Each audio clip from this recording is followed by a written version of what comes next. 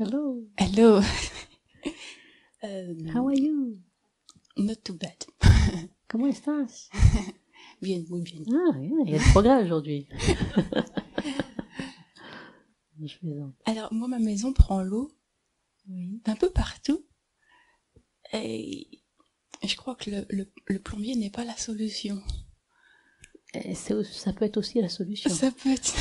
J'ai l'impression qu'il n'y a pas que ça, en fait. Mhm. Ouais. Et est-ce que ta maison intérieure prend l'eau? Elle vacille. Ben voilà. Ouais.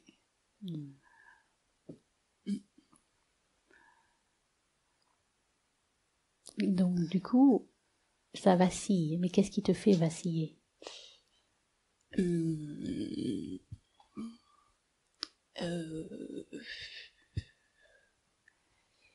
Peut-être cette difficulté à nouer des relations stables.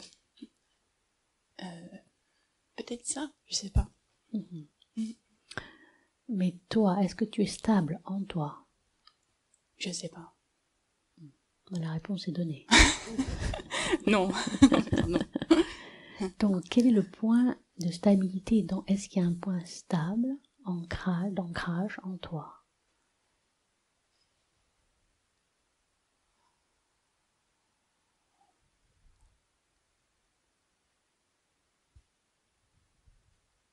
Oui, moi.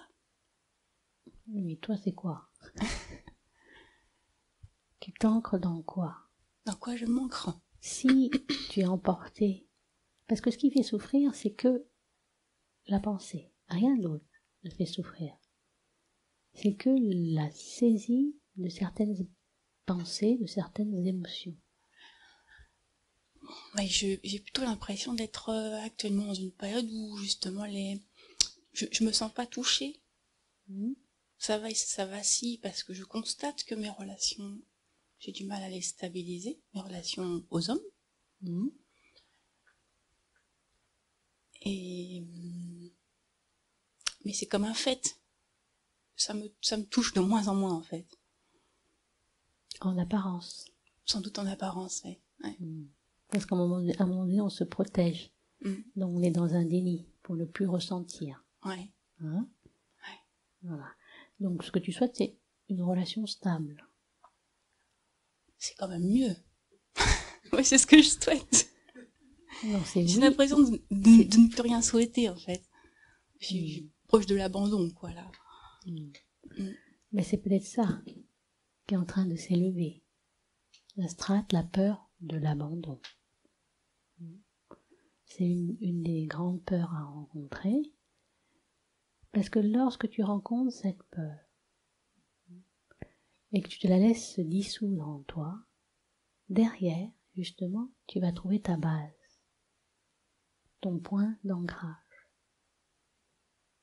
Parce que quand tu as peur, tu es toujours instable. Si tu as peur de perdre l'autre, tôt ou tard tu vas le perdre. La relation sera toujours instable. Quand on trouve la stabilité intérieure, tu es stable, quoi qu'il arrive. Donc il s'agit pour toi de trouver ta stabilité intérieure, ton axe, ton centre, ton point d'ancrage, qui est à la fois l'ancrage dans la matière, donc appelle le plombier, c'est important, passe à l'acte, ne reste pas comme ça, passe à l'acte, fais ce qu'il y a à faire, l'ancrage dans la corporalité, habite davantage ton corps, parce que plus tu habites ton corps, il y a quelque chose qui va se renforcer en toi. Là, tu es comme une frêle tige. Habite le corps. En habitant le corps, tu accueilles pleinement la vie dans ton corps. Et rencontre cette peur de l'abandon. Parce que sinon, quelles que soient les relations, elle sera toujours là. Et quelles que soient les relations, comme elle est là, cette peur de l'abandon, tu seras toujours en compromission dans la relation. Par peur de perdre l'autre, ben tu devras faire des compromis, du marchandage amoureux. T'es pas toi dans ton axe. Si t'es toi dans ton axe, tu seras parfaitement juste dans la relation.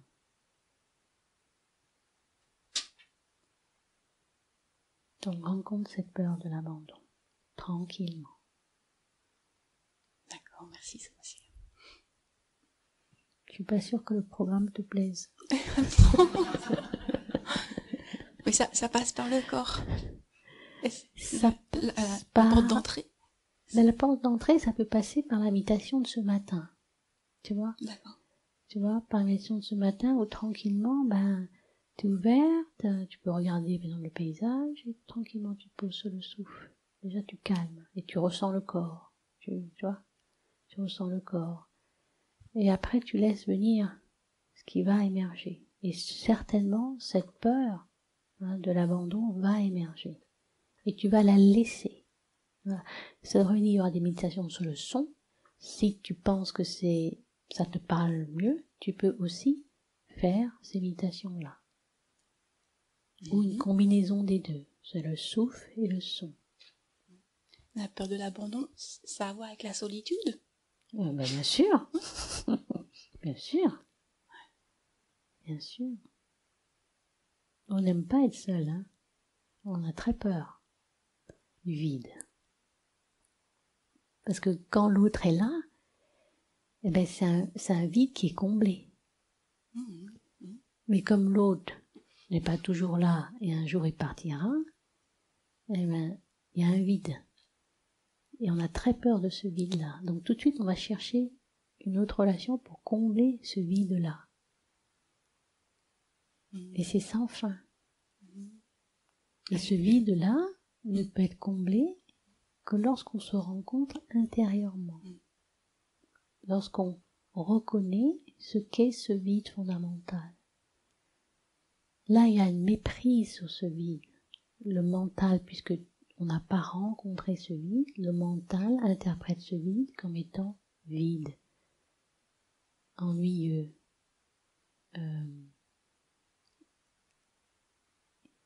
lié à la solitude, lié au néant, lié à la mort.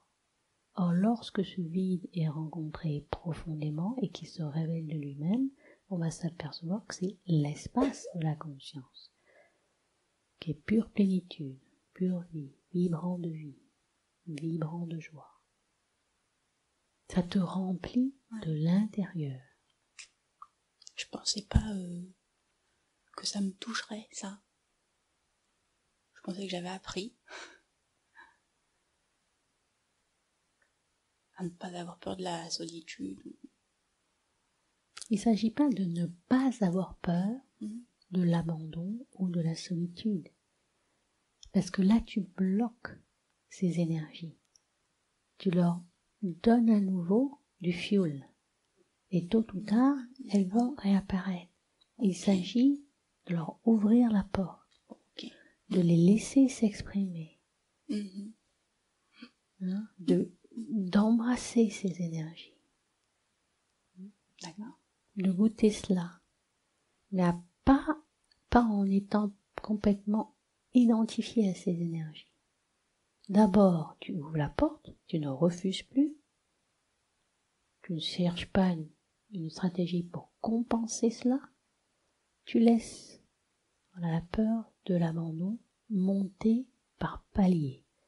Car généralement, lorsqu'on fait la rencontre directe avec la peur, ça se fait par paliers.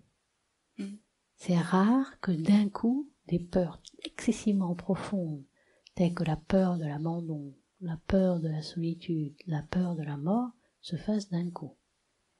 C'est trop fort. Donc, généralement, le processus qui se met en place, c'est là, je ne refuse plus la peur. Donc, la peur va émerger dans la conscience. D'abord sous la forme de sensation. On sent quelque chose de diffus. Déjà à ce niveau-là, le réflexe est de bloquer. C'est pour ça qu'on est noué au niveau du plexus, de la gorge, etc. On le voit.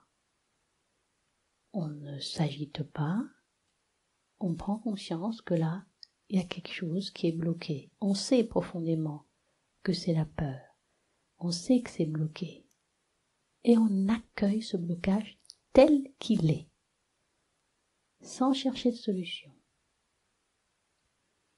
Si c'est trop fort, on peut respirer, on peut utiliser un mantra, on peut émettre une pensée, une visualisation positive, il n'y a pas de souci. Mais à un moment donné, laissez de côté le remède pour permettre à l'énergie de continuer à s'élever.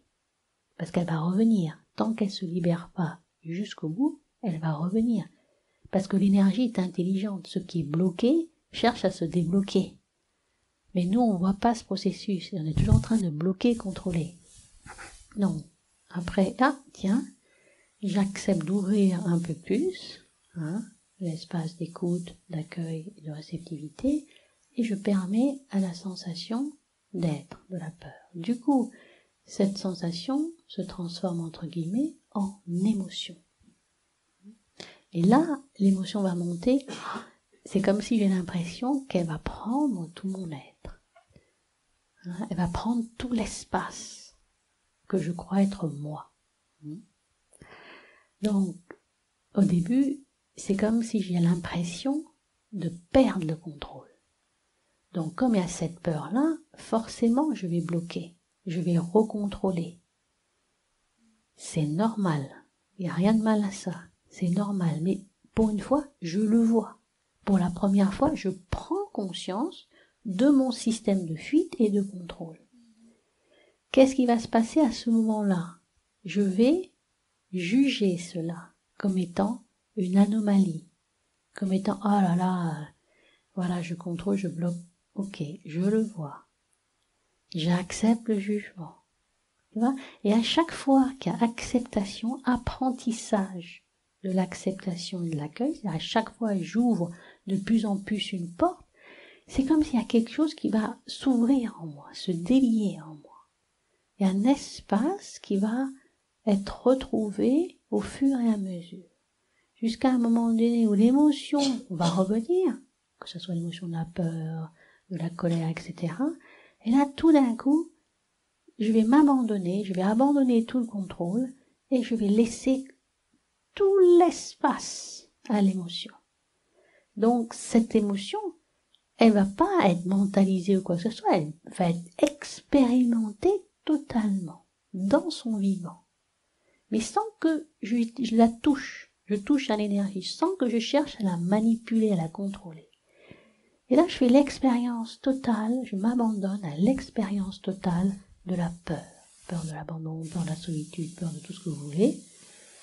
Et je reste comme ça, immobile dans mon axe, immobile. Et là, tout d'un coup, si je ne touche pas à l'énergie de la peur, je vais m'apercevoir, pouf, il n'y a plus rien. C'était comme un mirage, comme un fantôme. Mais pourquoi je ne le vois pas tout de suite? Parce que, au départ, je bloque l'émotion, je suis en déni de l'émotion de la peur, et après, je m'agite. Donc, sur l'émotion initiale qui demande simplement à se manifester pour simplement se résorber, comme l'inspire-expire, je m'agite, je vais me raconter plein d'histoires par-dessus. Et je suis toutes ces histoires. Donc, je redonne du fuel à l'énergie première de la peur. Voilà tout le processus qui a lieu en nous. Et c'est ce processus que tu es invité à simplement regarder. Parce qu'en regardant clairement, sans juger le processus, tu comprends comment ça marche. Tu vois que c'est une illusion. Donc tu n'as plus peur d'une illusion, d'un fantôme. Tu n'auras plus peur de la rencontre avec la peur. C'est clair, là? Ça va? C'est clair pour tout le monde, là? J'essaye de vous décortiquer le processus, qui est pas évident, parce que quand c'est en méditation, c'est direct. Mais là, j'essaye parce que c'est toujours le même processus. Et on a toujours les mêmes réflexes par rapport à l'émotion. Ça va, c'est clair, là?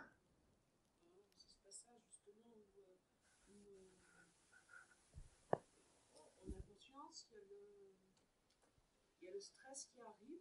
Mmh. Et enfin, moi je dis comme ça, il y a le stress qui arrive, il y a toute la conscience du processus, vraiment toute la conscience du processus.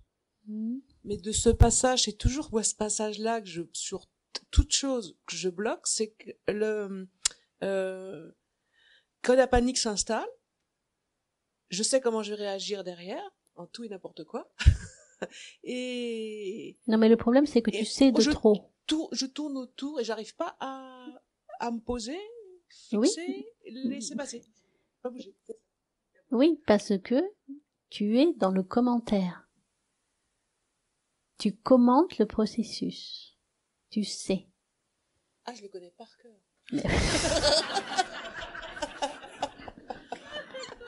Et je le vois venir. Et you, on y va. Et puis après, oh là là là là là.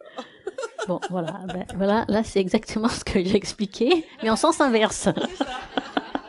C'est exactement ça. Exactement. Et alors, je te décortique ton processus. On se calme, on rétrograde deuxième. C'est quoi comme voiture là? Allez, on parle.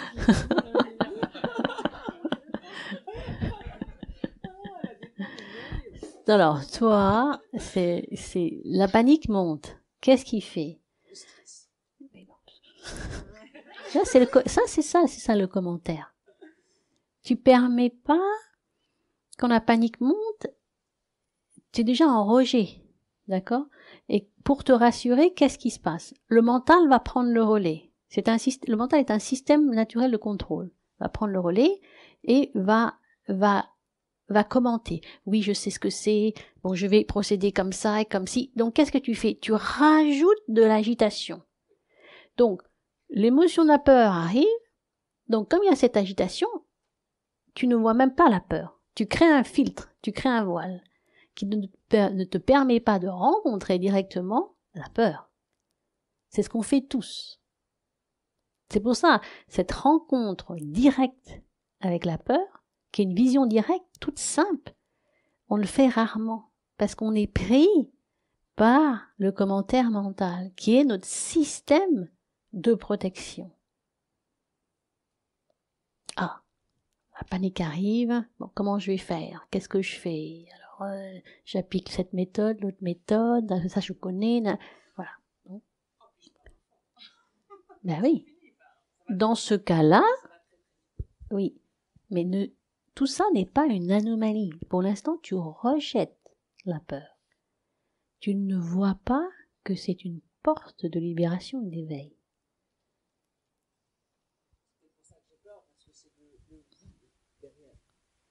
Oui, mais là, tu es en train d'anticiper tout. Tu commandes tout. Tu sais tout. Donc, tu as une bibliothèque entre toi et la rencontre de la peur. Voilà. Et tu as peur, pour l'instant, de laisser tomber cette bibliothèque-là. Cette bibliothèque de savoir, de commentaires, d'anticipation, de projection, etc. Donc, il s'agit déjà de voir que lorsque la panique ou le stress monte, ben, tu accueilles cela dans ton corps, parce que tu ne le vois pas forcément dans ton corps déjà, et après de voir ton système de commentaires, avant de voir tes peurs profondes. Voilà, et de le remarquer et de ne pas le suivre. C'est ce que j'appelle penser, laisser la pensée, penser d'elle-même, mais sans toi. Voilà. C'est quand tu es pris dans le commentaire, le savoir, tac, tu te détaches. Et tu vas voir qu'en fait, c'est pas toi qui penses. On croit que c'est nous qui pensons, non. Tu verras que la pensée vient de la conscience. Et là, c'est ce premier détachement à faire par rapport commentaire mental.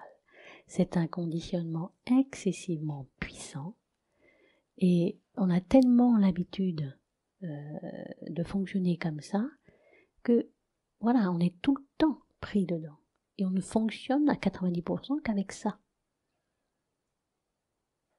Alors qu'on a d'autres capacités, d'autres perceptions, etc.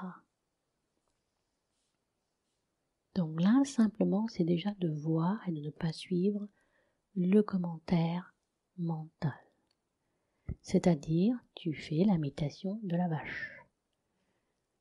Quand le train passe, tu ne t'embarques pas dans le wagon. Tu continues à brouter tranquillement dans le pré.